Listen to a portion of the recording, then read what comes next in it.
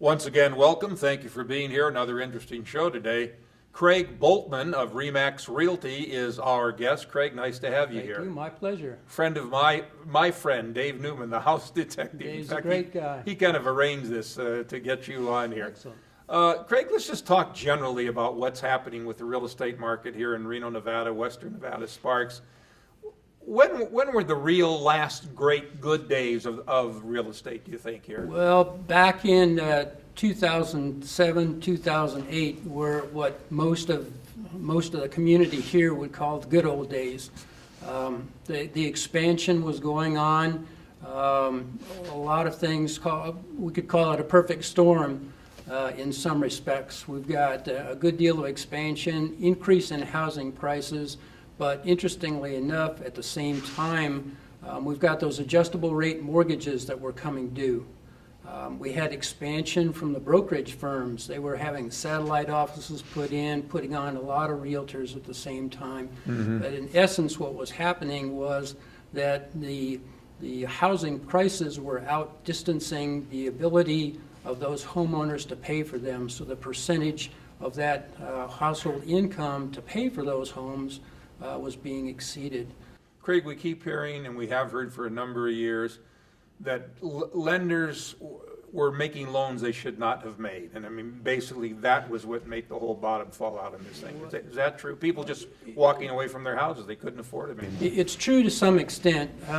We could call it the blame game, too. Whose fault is it, and what happened? Certainly, that was a factor, yes. No doc, loans, no income verification certainly contributed to that. So that secondary or subprime loan group was really exacerbating the problem at that time. Why do you think that happened? I mean, we have smart people making these loans, obviously. There was an ability, the guidelines, in other words, were enabling them to go ahead and do that, where the guidelines subsequently have changed, which leads to many people feeling like, well, it's really tough to get a loan today. Well, no, from a historical basis, it's not tough to get a loan today. With good credit history and income verification, certainly loans are available yet. And certainly that's the way that most of us would feel is a credit to the industry, yes.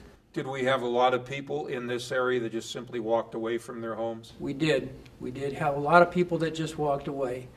We have had a lot of people that have elected a deed in lieu of foreclosure. But more importantly, we've had a lot of people elect to do a short sale. The short sale would allow a seller who still is still has ownership of that home to negotiate with the seller's lender in order to see if the seller's lender would agree to a price to sell the home that is less than, in other words, short of what they owe on the property. The integral part of that, Bob, is that what we want to see in that short sale is that seller's lender waive the deficiency. In other words, waive their right to come back to the seller and say, well, we want that difference. We want that $53,000 or whatever that price would be. How did this all affect the appraisal market? I mean, how appraisers go out and say, hey, this is a beautiful home. Mm-hmm. And 5 years ago it should sell for about $325,000. Yeah.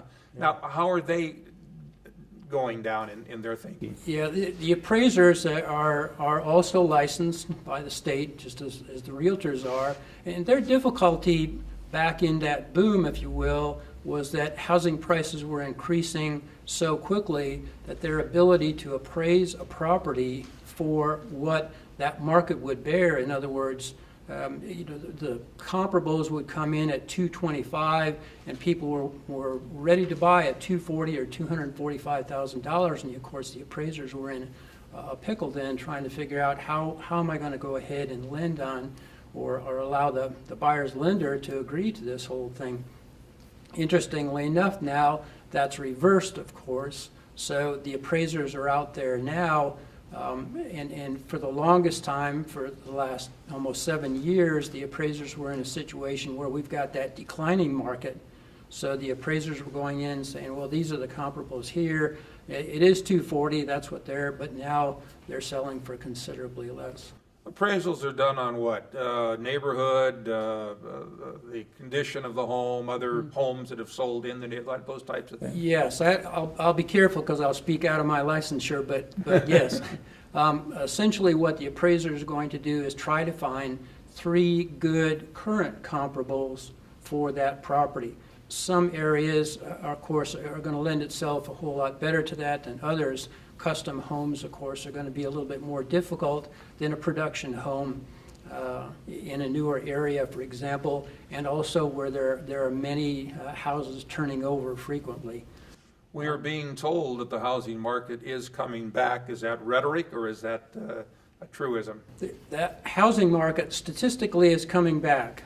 Whether that's another artificial bump here or not, or how long that's going to last is really the question.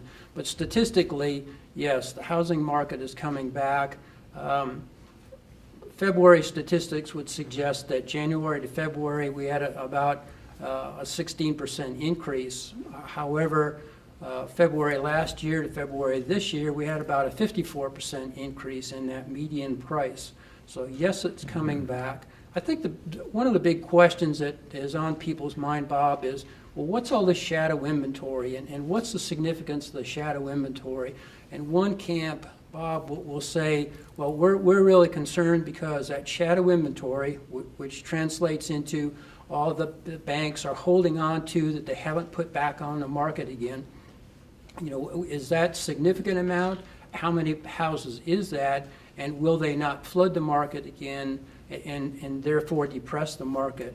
We've been witnessing literally the law of supply and demand, wherein we've got many fewer homes on the market, a significant fewer homes on the market, and that converts into we've got a high demand, we've got interest rates that are at a 50-year low. Many of the people are on a 30-year loan getting 3.75% interest on those loans. Now, will the inventory come back, or will those banks bring back all of those homes? This is one man's opinion. I doubt it. I think the banks are benefiting from this market position right now because the prices are going up. The banks are not having to write off that loss on their loan, and they know and realize that if they were to flood the market, then they would depress the market again.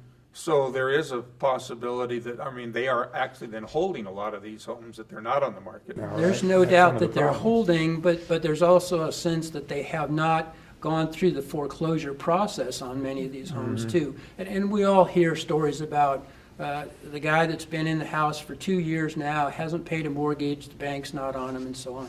And I don't know how much of that is real and how much of that's just. I also hear that the banks, the paperwork trail thing has taken much longer than it should have actually. It has, and you know, not in defense of the banks, but this has been such an enormous undertaking that one bank had, as my understanding, 800 people working on a short sale situation in 2008. In 2012, they got 18,000 people working on short sale situations.